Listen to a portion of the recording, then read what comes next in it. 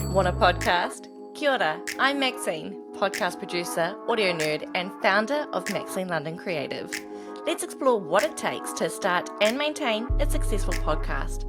I'll chat with industry experts, podcast hosts, and fellow audio nerds on everything about the wonderful world of podcasting. We'll talk techniques, trends, and top tips to get you started on your podcast journey. Whether you're a podcast newbie or you've been here a while, welcome. Want a podcast? Last week, I got a comment on one of my videos on Instagram that said, "Ladies, those faces and that lens and camera positioning is cursed. Maybe try audio-only podcast or just don't post anything online." Yes, someone with 0 followers and a picture of a glass of beer as a profile pic really had the audacity to comment that on my reel. Now, honestly, I did not take this personally. This kind of thing, it's nothing new, right? A faceless troll account does not have the power to make me feel bad or embarrassed about myself. But it did make me very angry. The fact that someone in 2025 feels that it is okay to comment that sort of thing about anyone is not okay. And that's what's actually sparked this episode. Today, I'm talking about why it's important for more women to use their voices, to show up, to share their stories, build community, and uplift, empower, and encourage more women. For generations, women have been told to be quiet, to make themselves small, to be the supporting act and never the main character. In literature, in media, in boardrooms, in politics, and yes, in audio. Until very recently, women were really given the mic. And when they were expected to speak in a certain way. Nicely, politely, carefully. We've inherited a culture that still sees women's self-expression as threatening. That's why something as simple as a woman showing her face online can trigger a troll to lash out. It's not just about me or my camera angle. It's about power and who's allowed to take up space. In her viral TED Talk, Nigerian author Chimamanda Ngozi Adichie said, "We teach girls to shrink themselves, to make themselves smaller." We teach girls to shrink themselves, to make themselves smaller. We say to girls, you can have ambition, but not too much. You should aim to be successful, but not too successful. Otherwise, you will threaten the man. That shrinking is not just physical. It's vocal. It's emotional. It's creative. And that's why podcasting is so important. Podcasting to me is a rejection of that. It's expansive, it's bold, and it is ours to claim. Let's look at the numbers for a second. Now, both in New Zealand and Australia, podcast listenership is booming, and women are at the heart of it. In Australia, there was a 52% increase in podcast listening among women over 55 just last year. And in Aotearoa, over 70% of young adults listen to podcasts every month. And women are driving that growth. We are listening intently, regularly, and to everything from true crime and wellness to comedy, relationships, and business. But even though women now make up half the global podcast audience, we're still underrepresented behind the mic. Most of the top-ranking shows are still hosted by men.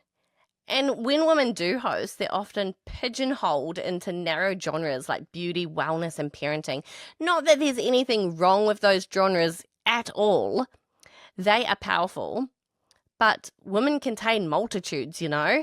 We need more women podcasting about politics, technology, money, history, leadership, and I know there are some amazing women in these spaces doing incredible things already, but we need more women disrupting the narrative, not just reacting to it. Every time a woman picks up a mic, she challenges the idea that her voice isn't valuable. She becomes part of a long tradition of women using storytelling to survive, connect, and lead. Let's take Pamela Anderson, for example. When she walked the red carpet makeup free, the backlash was immediate. headlines, think pieces, criticism. And why? Because she dared to show up in public without trying to appease the male gaze. Her bare face became a radical act, and it shouldn't be, but it is. And the same goes for our voices. Whether we're telling jokes, sharing trauma, teaching strategy, or talking to our mates, when we do it publicly, we're disrupting centuries of silence. We need more women saying the uncomfortable thing, sharing the messy middle, telling the truth in a world that profits off our self-doubt. When Glennon Doyle launched We Can Do Hard Things, she created a space where vulnerability isn't weakness, it's leadership. Her conversations about addiction, parenting, and queerness have helped millions of women feel less alone. That's what happens when we stop performing and start sharing. The microphone is a powerful thing. When we speak, we claim authority. When we record it, distribute it, and own the platform, we change the power dynamics. Audio is intimate. People let you into their ears, their homes, their daily routines. A podcast isn't just content, it's connection. And that's why it's such a powerful tool for change. Women-led podcasts can be political. They can be personal. They can be funny, flirty, feisty, or they can be gentle and wise and healing. But whatever tone they take, they allow us to create spaces that center women's experiences. And here's the best part. Podcasting doesn't require permission. You don't need a media degree, a huge budget, or perfect gear to start. You just need something to say and the courage to say it. Podcasting isn't about broadcasting. It's about belonging. Look at My Favorite Murder. What started as a quirky true crime show hosted by two women turned into a massive international community known as Murderinos. Fans gather in Facebook groups, at live shows, and even fundraise for women's shelters. Or Alex Cooper's Call Her Daddy.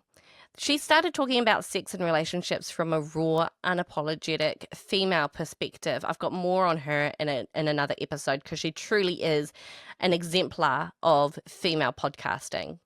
That podcast became a cultural juggernaut, and the Daddy Gang is now a loyal global community. These communities aren't passive listeners, okay? They engage, they create, they support one another and reflect the real magic of podcasting, which is that intimacy. Women build trust through storytelling. We gather around podcasts like we used to gather around kitchen tables. 84% of women who listen to podcasts have recommended one to others. In fact, 21% do so frequently. Word of mouth is a top way that podcasts spread among women. You don't need millions of downloads to build a community. You just need clarity, courage, and consistency. So whether you're running a podcast for mums or spotlighting migrant entrepreneurs, your show can become a lifeline for someone. The more women who speak up, the more others feel safe to do the same. It's a ripple effect, right? So when you hit publish on your first episode, you have no idea who that might reach or who it might help or who it might inspire. It might be the 15-year-old girl listening under her covers who suddenly believes that she could be a journalist, or the single mum who feels seen for the first time, or the woman who's just left a toxic job and finds your voice to be the lifeline that she needed. Every woman who picks up a mic gives permission to another woman to do the same. Representation matters. And podcasting gives us a way to take up space without waiting to be invited. So when someone tells us, just don't post anything online, what they're really saying is, you make me uncomfortable. And you know what? Good. Because women speaking up should make people uncomfortable, especially the ones who have benefited from us staying silent. The more we speak, the more we challenge the systems that have kept us quiet. The more we amplify other women, the more we dismantle the idea that there's only room for one of us. We have been raised, well, I certainly have been raised in a time where we're shown movies where all the female characters are battling for that top spot. It's competition. There's no collaboration. It's competition. There can only be one powerful woman in the powerful spot. And that is not the way. We can all work together to lift each other up, to collaborate, to share our voices and stand as one. The more we show up as ourselves, messy, bold, awkward, and brilliant, the more we give others permission to do the same. And if you need another reason for why we need more women podcasting, advertisers are finally catching up to what we already know. Women make the majority of household purchasing decisions. We influence travel, tech, education, beauty, wellness, finance, you name it. And podcast advertising, it's one of the most trusted mediums, especially when the host is someone that the audience knows and connects with and trusts. That's why we're seeing a rise in brand partnerships with women-led shows. 48%, that's nearly half of female podcast listeners report feeling more favorable towards a brand knowing that it advertises on a podcast hosted or produced by women. But it's not just about the money.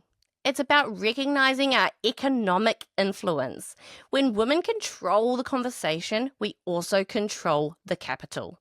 We get to choose which brands we uplift, which causes we support, and how we monetize our stories. You don't have to wait for someone to validate your value. If your voice resonates, if your content connects, you're already valuable. And if you've already built something, think about how you can use your platform to lift others up. Who can you invite on your show? Whose story could you help tell? What kind of community could you build around your podcast? Women are natural community builders. We've been creating safe spaces for centuries around kitchen tables and living rooms and late night group chats. Podcasting is just a new version of that. It's another way to gather, another way to pass the mic. Here's the thing. Women have been told for centuries, in a million different ways, to be quiet, to keep sweet, to not make a fuss, to smile more. And while we might not be getting burnt at the stake for speaking out anymore, the modern version of the patriarchy is still here, whispering in our ears, sometimes subtly, but bluntly, that our opinions aren't as valid. Our expertise isn't as credible, and our stories aren't as universal as men's. The data backs this idea up. Even though women now make the majority of podcast listeners, men still dominate the top podcast charts. Why is that? It's not because they have more to say. It's because for generations, men have been given the mics, the platforms, and the confidence to use them, while women have been told to wait their turn. But we're done waiting.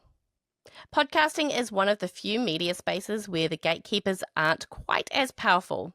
You don't need a commissioning editor to give you permission. You don't need a broadcasting network to approve your voice. You can plug in a mic, hit record, and share your truth. And that's exactly why it is such a threat to the patriarchy. Every time a woman steps up and tells her story unfiltered, unapologetic, and in her own words, she chips away at a little system that relies on her silence. So if you've been second-guessing yourself, wondering if your story matters, or feeling like you don't have the right credentials to start a podcast, remember, that hesitation isn't your voice. It's the patriarchy talking. The best way to shut it up? Speak louder. So yes, some faceless troll thought he could make me small. Instead, he reminded me why I do this, why I teach podcasting, and why I advocate for women sharing their stories. This is why I believe so fiercely in our collective power, because the more of us who speak up, the harder we are to silence. And if you're listening to this and wondering if your voice matters, let me make it really simple. It does. If you're doubting whether your voice is good enough or your idea is important enough, this is your sign. The world doesn't need more polished, more perfect content. It needs real voices, your voice. So use it. Share your story. Build your community. Uplift the next woman coming behind you, and never let anyone, not a troll, not a system, not your inner critic, tell you to be quiet. If this resonated with you, share it with a woman that you love. And if you're ready to launch your podcast or want some support in growing your voice, building your confidence, and using your platform, come hang out with me. I've got links of ways we can connect down below in the show notes. And honestly, my DMs are open. Let's make your voice impossible to ignore. You've got this. Thanks for listening to Want a Podcast. If you got something out of this episode, give it some love. Subscribe, follow, share it with your friends, or leave a review. It all helps to get this podcast into the ears of those who need it. If you're keen to connect, check out Want a Podcast or Maxine London Creative on Instagram, or head to maxineLondonCreative.co.nz. Check out the show notes for links. Thanks again for being part of my community. See you next time.